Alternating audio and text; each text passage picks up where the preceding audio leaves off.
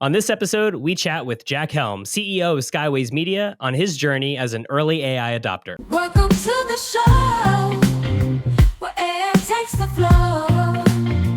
Leah Rich on the mic. Welcome to the AI Guys podcast, where we make artificial intelligence easy to understand for everyone. I'm your host, Lee Dixon, and as always, I'm joined by multiple hurricane survivor, Rich Swire. How's it going, man? Good, man. Good, man. I'm glad you made it, a little late today. Yeah, it's Florida. We're starting to have multiple storms back to back brewing, like this is the time of the year. But that's not the thing that's got me so excited today. We actually have a guest that we've known now for a while, had a lot of good chats, and I thought he'd be perfect to bring on here. So joining us today, we have a lifetime entrepreneur from pushing candy in the schoolyard at age 11 to professional footballer. That's soccer for the American listeners. And then currently the CEO and co-founder of Skyways Media, Jack Helm. Welcome to the pod. Thanks for having me, guys. Absolutely, man. Thanks for making the time. It's been exciting getting to work with you over the last few months and really getting things, kind of ripping as far as what we've been doing here at Rhea. And I thought since a lot of the last few episodes, we've been diving into the entrepreneurial mindset and where businesses come in with trying to figure out like, okay, I know I need AI. Where do I actually do anything with it? I thought this would be a perfect kind of segue into someone who's actively using it, actively growing with it, just so you can give everyone kind of like an insider's look. Sounds good to me. Wonderful. Yeah. The thing I think we definitely need to mention here, because it was not in the intro, is Jack is currently coming in from my favorite city in the world, Las Vegas. I think it's most people's favorite city in the world. I don't know why. Maybe not people's spouse's favorite city in the world, but fair. Yeah. So next time we have to do it live from Skyways, Sounds good. That's where we met, Lee, wasn't it? Vegas? Yeah, Vegas back in February. We had Keith Robinson from Next Home on a couple episodes ago. And we were both at that conference. Obviously, us there to talk about AI and you there to, help kind of identify what Skyways Media does for the real estate industry. And I think we hit it off a little bit, but between that and the Keller Williams event that was kind of going on and everyone having to rush back and forth, it was a lot of, this sounds cool. Let's stay in touch and chat and see what happens. And yeah, I haven't been back to Vegas yet since then, because I feel like if I have to go back, I want to make sure that you're going to be there. And you've been traveling a lot too. I've been all over the place, avoiding hurricanes at my as best as I could. But yeah, I have been all over the place recently. So you were also overseas too, right? Because part of your office is over in the UK. Yeah, we have a large office in the UK, which is where we started. I've traveled quite a bit across the States for the last few months with a slight break in Spain with my fiance, which is obviously always important to keep the other half happy. Yeah. Traveling all over the place, but business is busy. It's good. I wish we'd have been working with you guys a little bit sooner from meeting in February, but I'm sure we're going to dive into my $10,000 mistake before I ended up connecting back with you guys. That's a thumbnail right there. Why don't we get started, Jack, by telling everybody kind of a little bit about Skyways and kind of, what is your business and kind of how did it all fall into play when looking at AI and on how you're going to look at the future? So we're a family-owned and operated business. We have offices in the UK, Canada, and Vegas. We provide really high-end publications for a number of sectors. We are the biggest provider of funeral planning guides in the country. We provide guides for assisted living. And then 5 years ago, we got into real estate, and then we've now become the biggest provider of zero-cost planning guides for in real estate, and we work with some of the biggest providers of real estate in the country as well. So we have a long-term relationships with Remax and Berkshire Hathaway, Next Home, Wycott, and then AI kind of fell across, shall we say, my lap at the end of 2023, and then bumping into Lee at the convention in February. Everything kind of just started moving from there, really. I'll be honest, I'm not a big tech guy, which I would say that a lot of clients that we have that have started to get into AI, everyone seems to have the same apprehension because, like I say, I'm not a tech guy.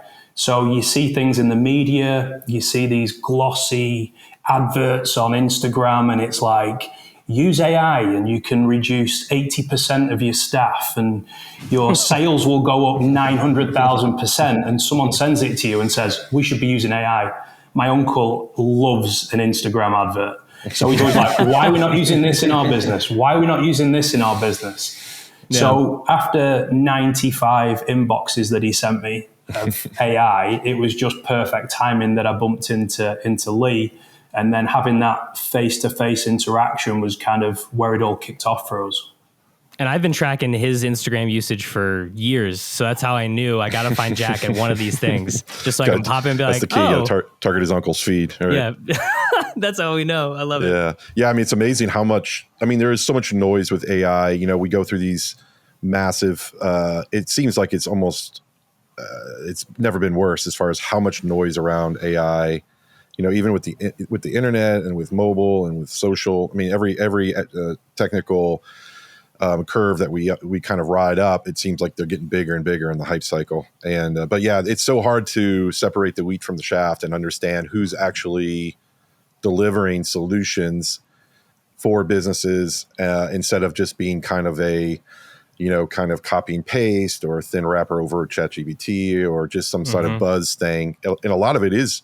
We try to do as much research as we can on the hundreds, if not thousands of companies out there, but there's really only a handful that are actually delivering to businesses. Most of them are just trying to ride the wave, if you will, and sell some sort of slim function or feature that quite honestly you could probably get with ChatGPT. So yeah. So what kind of drove you to make the big decision? And obviously now you work with us, but kind of let's talk a little bit about what was the big use case and what was your real business need, and then maybe tell us how you kind of fell into the AI hype cycle, if you will, to take a chance at it. Well, we're a family-owned and operated business. We don't have investors or anything like that. So we built our business from the ground up. So cash flow is king in our business. And so when we decided to look into AI, it was how can we assist our employees? So we took it at the view of how can we help our employees? Let's not use it to replace employees. And if anybody was asking me for that advice, that's what I would give them, because naturally a lot of people do see that. They think, oh, let's use AI and we can get rid of 75% of our workforce. Where we looked at it and did the research and was if we can assist our staff and help them through their day-to-day, they will become more efficient. So if you take the long-term play, which is what we looked at, if our staff are more efficient, naturally they're going to produce better results over time. So yes, we're going to have a cost saving because we've got a time saving, because time is money and everybody knows that. So we looked at it that way. We also looked at it as, again, because we're a family business and I always say to everybody, we have 50 staff doing 200 people's jobs. If we were a big corporate company, we would have 200 people doing that staff. So if we had the opportunity to come across something, for example, we looked at outsourcing staff. We thought that could be an option. But when we came across AI and saw that the interaction for our clients would be stronger, it would be better for our staff, we were we could be onto something here. So that's where our kind of journey started. And then we took a bad route, which cost us $10,000. And I'll put my hand up and it was my fault, which we can more than happy to touch on, and why it was bad for us and why I shouldn't have gone down that route. But it's back to the glossy sales pitch of, and one of the mistakes that we made, which is I'm quite open about discussing it, is when we worked with a previous AI partner, we didn't consider that they just had a product on a shelf that was not tailored to our business. Because every business owner thinks that their business is different and every business is different, and their product wouldn't adapt to what we were looking to do. So that's where we made our initial first mistake, but we also saw what the benefits could be and carried on our journey from there. That's great. Yeah. So if I want to summarize what you just said, because I think you made some excellent points. The first one was, you absolutely need to look at this as a way to 10x your employee, right? That's what we suggest everybody look at it, is I have great resources. People always say, oh, I'm worried about AI taking my job, or, all these things that you see on the internet. And I always reply and say, AI will never be greater than AI plus you. If you embrace AI and give your employees the tools then they'll always be better than AI, because humans there is a high level of requirement of that expertise to drive the AI. And so you get that lever and you get that 10X. And the second thing I think you said, which I'm going to just put an exclamation point on it because it's something we see almost every day, and then I'll let Lee chime in because he's the one really out in the field hearing more and more of this, is the customization component. Is that you can't just take it out of the box and then plug it into your business and say, oh, it's going to work like this for everyone. Yeah. There's two primary areas that really fuel what AI can do. One is what we call training, where you actually have to teach the AI about your business, upload documents, upload data, actually configure it and give it instructional data specific to how you and your team, even down to each employee, might look at their specific role.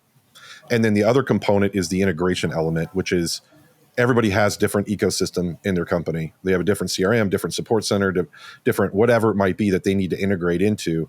And so that element obviously drives a lot of the customization. So even though maybe everybody's using the OpenAI large language model, which is just really one layer of the cake, when you start getting into, okay, I need to deploy this and I need to make it work within my ecosystem, within my business process, you can't help but start crossing over into that customization. Of course, that's where we shine.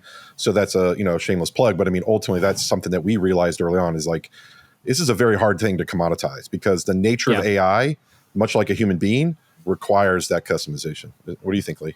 Yeah, I mean, it's it's been interesting over the last few months as the hype cycle has ramped up a little bit more, right? But Jack, to your point, the problem that I think a lot of these AI companies are coming in and falling into as far as a trap is that they're treating it like traditional SaaS. So if we have a big piece of a pie, a full circle, in traditional SaaS, there's maybe 5% customization. Oh, I'm using the CRM and I can set up my templates, or I can create these little baby automations in there. And that's what I do. And I feel like I've now customized this to my business. But that SaaS company is like, look, this is a black box and you're not going to do much more than this. Like, that's it. And the problem is that when those companies kind of roll out a quote unquote AI solution, or they create an AI line alongside their product, they're thinking of it in that mindset. And now you come in with, oh, I'd love for it to do these things. And they kind of pump the brakes and they go, well, no, it can't do that. And that's where you start to trigger like, well, is it really AI then? And I'm not trying to make it Terminator where it's like, oh, it already knows what it needs to do.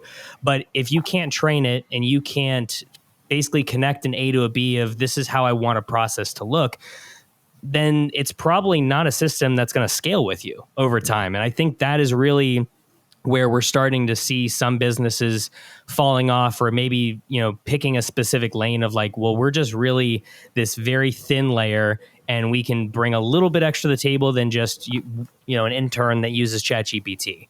So finding a business like us sometimes can feel like, oh God, this is really overwhelming.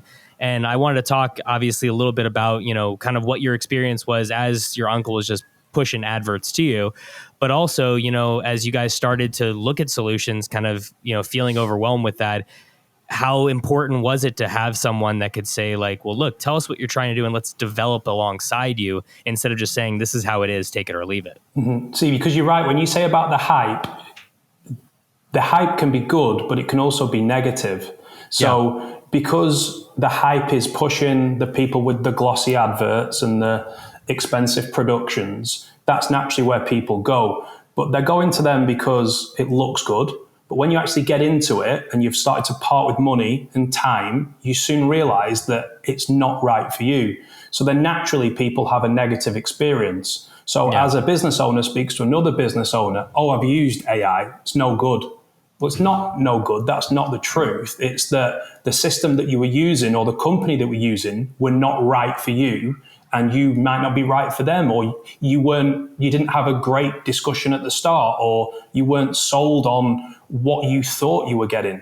So that's the stigma. And then also when you go back to when people think that their employees are all going to be out of a job, when I sat down with my guys when we started working with you and I said, right, we're going to start using AI I mean, the atmosphere just fell out of it. Went flat, I bet. Yeah. Yeah.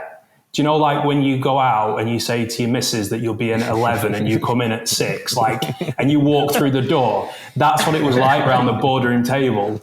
Yeah. And I went, no. So let me educate you for the little bit that I know, and let me tell you how I'm going to benefit each department that we have. So we have a bot in sales, we have a bot in collections, design, and then when I put these bots into place, my staff now wouldn't know what to do with themselves without having it. Some of the other departments that we've not put AI into now are saying, when do we get ours? I mean, I've seen such and such a body in another department. When do we get ours? Yeah. So now that they've embraced it and they've been educated, so I've educated myself to a little bit, then learned off some experts. And then also I'd say that one thing that we've got going for us is we're in a fortunate position that Jimmy, one of my best friends, has been one of my best friends for a long time, heads up everything that we do AI-wise.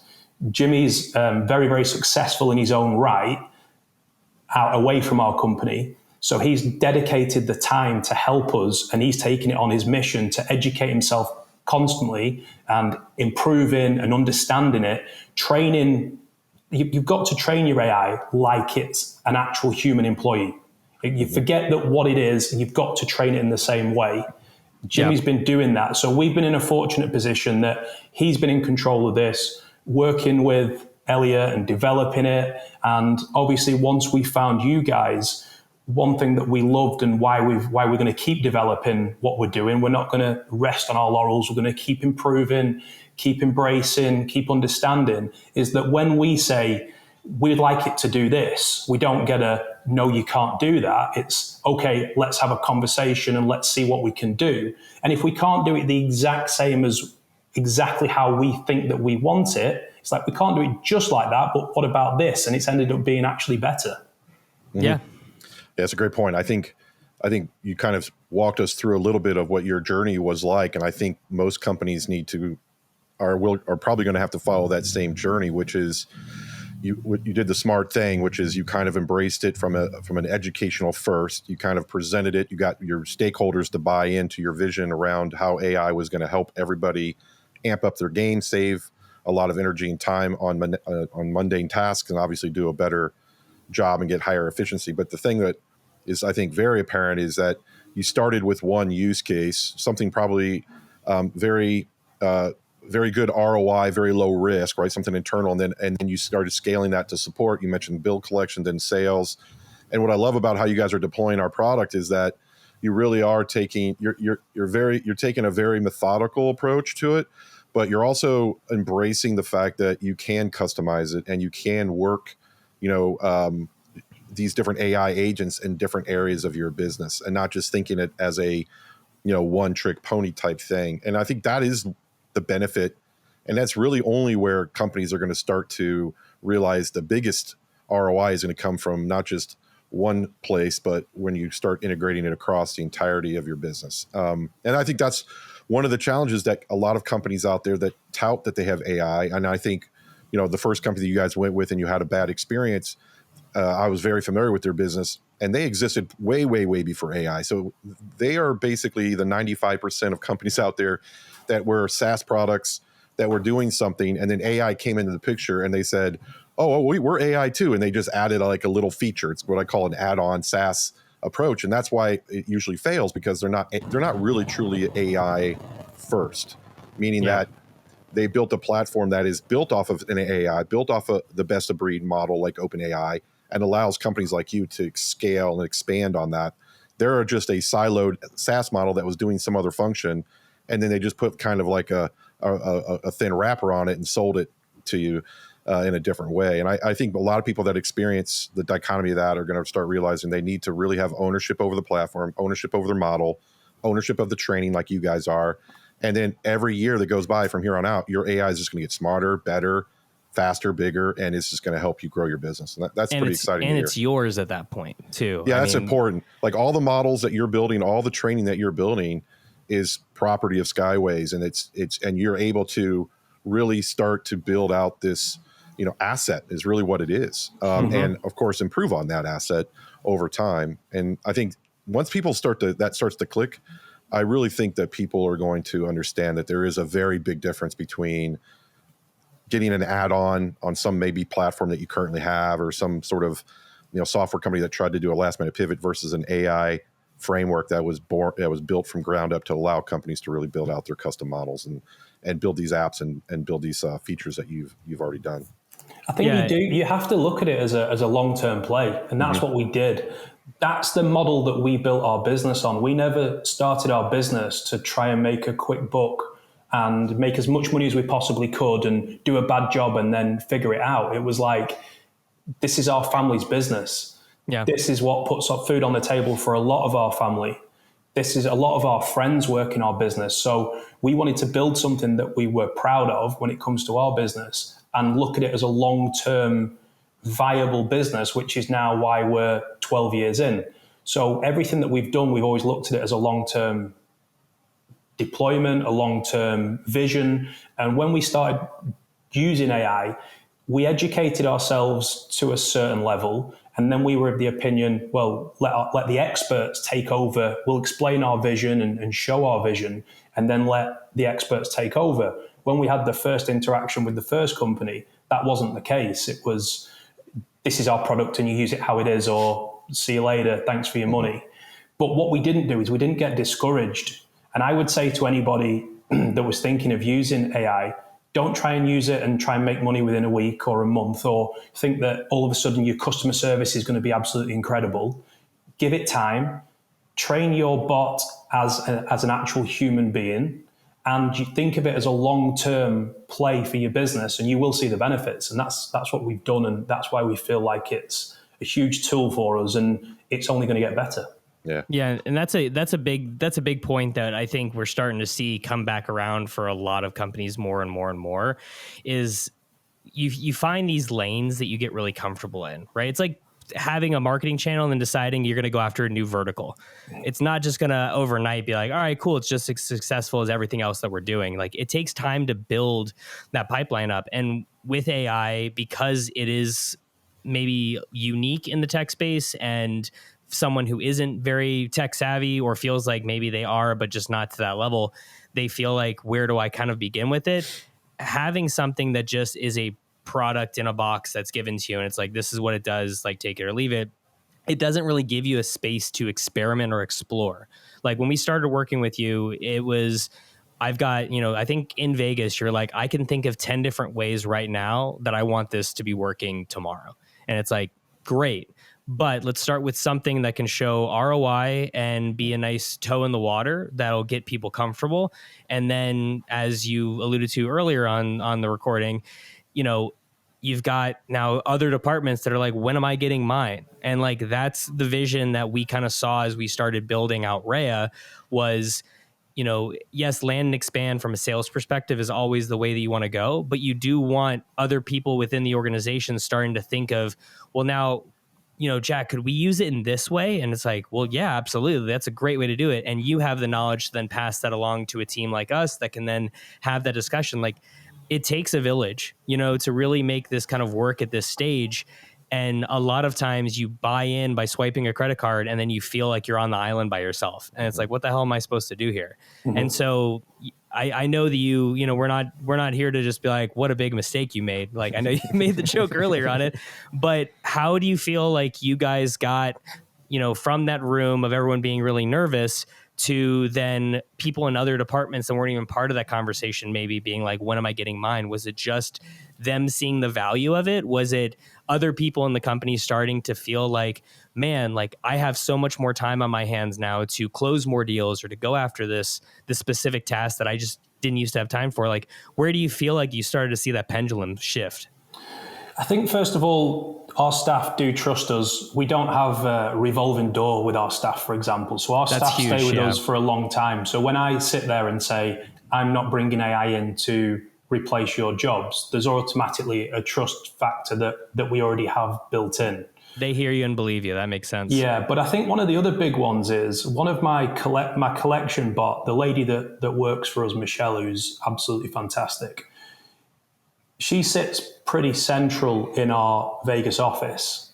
When I say central in the actual room, in the space. Yeah. And all our staff see her ringing people that have unpaid invoices, 10 calls, 15 emails, speak to our attorney and everything. And then one day she said, my bot has just collected a payment. And everyone was like, what? Like, you've called this person like so many times and this, that, and the other, and then collected a payment. And then everyone was like, wow. And then once we introduced it into the sales department, and my guys that make a lot of phone calls every day, a lot of emails, walked into the office and their diary is filled with appointments, everyone was like, right, I need to embrace this. And the other thing is, when I did the training with them to explain how to use the system, how to check on your calendar, you could see out of the 15 people or so that I was having this conversation with, that 4 or 5 were really listening, a few were on the fence, and a few were like, I really have no idea what he's talking about.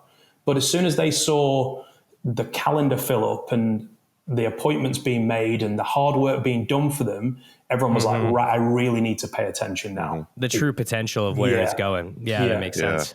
Yeah, I mean, it probably would help also just the audience just to kind of give a really quick, not super technical use case of what they're actually doing over at Skyways. But I'll take the sales example because I think it's a great example of how to lever what we've built. Is essentially what happens is, as leads come in or opportunities are coming through marketing or through word of mouth, the AI agent actually sends out an SMS message. So we actually have it drive an outbound campaign to this individual, this lead, and it goes through a Q&A session, basically asks qualifying questions, produces a very interesting qualifier and an opportunity for that person to react to. And then, of course, on a positive engagement, it goes through a conversation. So just like a salesperson would have to do, the AI just kind of goes right through that series of back and forth, and then ultimately drives to a calendar appointment. And I think, a lot of people don't really think about AI or an agent being able to do that.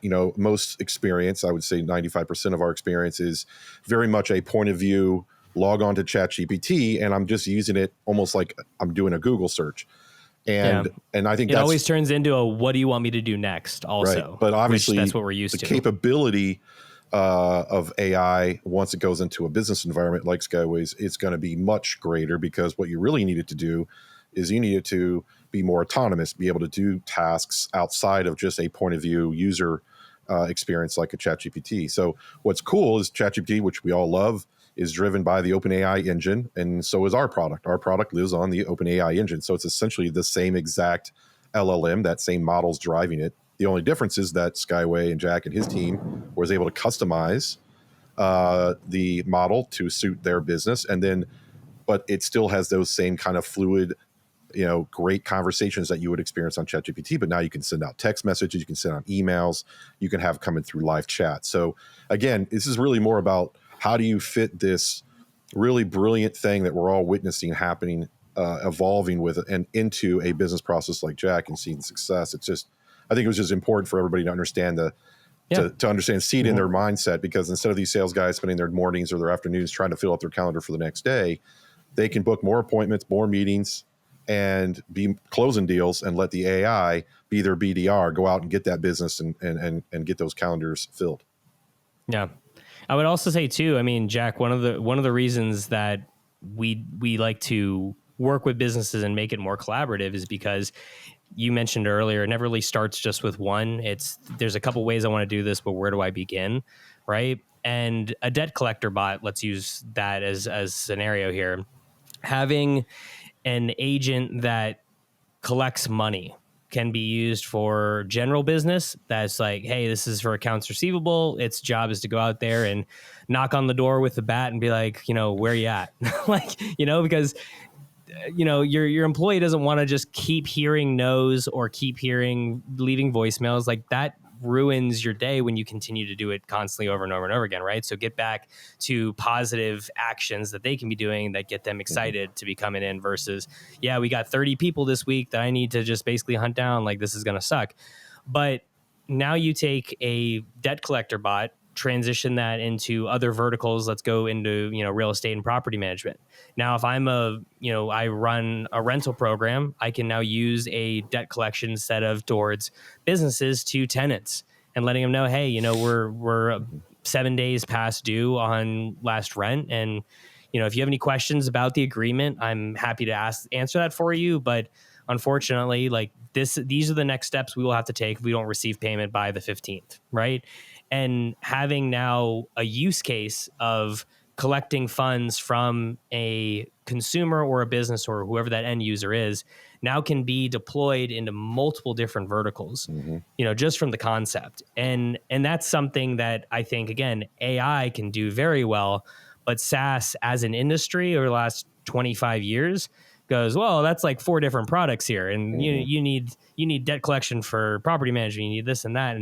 And that's where I think it's also a problem trying to kind of deprogram businesses into thinking that way. Well, do you agree with that a little bit? Yeah, no, I do, because if you take, for example, the debt bot that we have, some people just generally miss a payment, as in they've not sent the check in time, or the person that sends the check has been off sick. So even if you've got clients, you've got 30 clients there that you know for a fact are going to pay, that aren't going to be a problem, they've just got a few admin issues. You sending them a text message, hi Lee, it's Jack from Skyways, just to let you know your invoice is overdue, or you send them an email, or you pick up the phone. Those 30 phone calls, 30 text messages take time. But if you have a bot that you put that information into, that it's this, and you click a button, that's a 30 seconds to a 1 minute job as opposed to a 3-hour job. So your day becomes even more productive, which means you can be actually growing your business or doing other things, and you're not doing those boring tasks that need to be done, but can be done so much quicker. Yeah, I'd love to take what you just said, because I think it's very insightful and exactly. I mean, I think at the end of the day, this is when we've talked about it, we've blogged about it quite a bit, and it's the point you just made, which is, for the first time, I truly believe that technology, at least for the last 20, 25 years, is starting to give us back time. It seems like until AI, and of course, I don't know, I mean, I'm sure there's some exceptions to the rule here, but for the most part, it feels like all this technology that we're buying and being fed, the SaaS and all this other stuff, is just us we've become like just data entry. It's like it takes up our whole day. It's like, I got to fill out this thing, I got to fill out this thing. And I'm not even sure there's ever been really an ROI. I mean, we might have all this information in our CRMs that we put in there, but I mean, it just seems like it takes all of our day. And I think to a fault, what happens is people think that's the job. And it's not the job. The job isn't to fill up the CRM. It was supposed to be a tool to make you more, more efficient. But now AI, for the first time, is compressing time. You just said turning 3 hours into 3 minutes, right? And by compressing time, not just in the workplace, but in the in the non-workplace, in your day-to-day life, even in your personal life. So I think this is like a very big component of what people are having a little bit of a hard time wrapping their head around, even though it's a good thing. It's almost like when you're given a good thing, you're like, why do I deserve this kind of thing? But like when you start thinking of going from a 40-hour work week that you're filling up with probably a lot of stuff that you don't necessarily have to do, and you could probably augment or replace with AI, down to a 5 to 10 hour, spending on those mundane tasks. And now you have 30 hours to really do other things, like the proactive stuff, have customer relationships, and really talk to your customers and do things that you just hadn't had the time before. And I think in general, the last 20 years of the workforce have become less efficient because of software. And I know it's weird to say that, but it's because we feel like we have all these things that we have to keep up to date. But the output of that and the decision-making that results from that, quite honestly, I think has gotten worse. You actually make better decisions as a business owner talking to your customers. Like I mean, if I talked to Jack for 30 minutes and said, "Hey man, let's go. What can we do to make the product better?" Because he's one of our super users, he would give me way more insight than whatever tools or technologies I've installed here as a SaaS model to tell me, right? And I think that's just I just wanted to highlight what you just said, because I think people need to realize you're compressing time, you're getting time back, which means you're getting way more opportunity to do other things, whether it's grow your business, whether it become more efficient, or things that are other bigger issues that you need to solve. And, I think that's definitely a great, stake in the ground to put is like, as a business owner, thinking that terms is so unique and new. Yeah. You know, And anyone growing their business yeah, knows that there aren't enough hours in the day. So if you can put processes and tools into your business that give you an extra 30 minutes a day, it can be 2, 3, 4 hours a week, which is 16 hours a month, which when it starts adding up, and if tools and processes and systems give you more time to grow your business grows quicker. So that goes back to the time saving and the not just use it to replace employees. It does all these things. I mean, you see these companies that have gone down to say they pay their staff for a 5-day working week, but they work 3 or 4 days. And people go, oh, that's amazing. It's like, surely you must realize that they've put systems in place so that their staff, whatever it might be, they figured it out. Their staff work 3 days a week or 4 days a week. But because their systems are so good and it looks so good on the surface, you know that those staff are working basically 6 days a week as opposed to 5 when they actually think that they're doing 3. But their processes are so good and their systems are so good, and they'll be using AI and everything else. So they have the ability and they've figured it out, which has given them time. Their employees have more time off 3-4 days a week, and they come in happier and they're more productive, and then everyone wins. Yeah. Yeah. And it gets back to the no turnover or like lower that. And I mean, AI permeates in a company in so many different ways. And it's not just from the application. It's all the trickle down effect. Yeah. I think that's the thing that doesn't get talked about a lot, but we're coming up on time. And, you know, Jack, it's been such a pleasure having you on here, but we'll definitely want to have you back, you know, in a few months and dive into maybe some of these other use cases as we start to flesh them out and build them. Because I mean, it's been a pleasure working with you, but it's also been such a great experience because you've been so open and collaborative on how things have gone that it allows us to, you know, not just get a peek behind the curtain and, you know, see how everything is really being utilized versus us just, you know, building this little thing and being like, oh, off to the world with you now. Like, hope you do well. Like it's such a great experience, but, you know, hearing your insight into how AI kind of got started where you are and where you feel like you are now, it's still, to me, and Rich has talked about this on other episodes, it still feels like we're in the starting gate with AI. Yeah. You know what I mean? Like we're all like kind of like lining up being like, yeah, we got a race today. Like we're not really, the gun hasn't even fired yet. So you know, where we're at right now and where we're going to be is just mind boggling to me. And I appreciate you coming on here and sharing your story. Yeah. Hats off for you being an early adopter and yeah, man. And Skyway just taking a lead on that. And yeah, we're so totally excited to have you as a partner in this and hope to build more cool stuff because it's the only thing that really feeds our innovation is seeing people like yourself doing some really cool things with this stuff that we would have never imagined. So we appreciate that as well.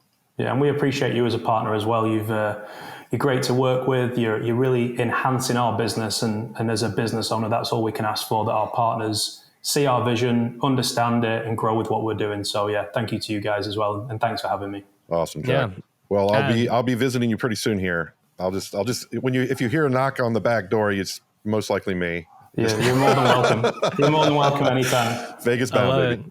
There we go. All right, enough of this kumbaya nonsense. Let's get a sign off going. So for all of you listening, thanks again for joining us on this episode. If you haven't already, hit that subscribe button to stay in touch. Also, check out our Substack for more content, which will be linked to this episode to continue the discussion. Until next time, stay curious, stay informed, and we'll see you on the next episode. Take care, everyone. Takes the flow.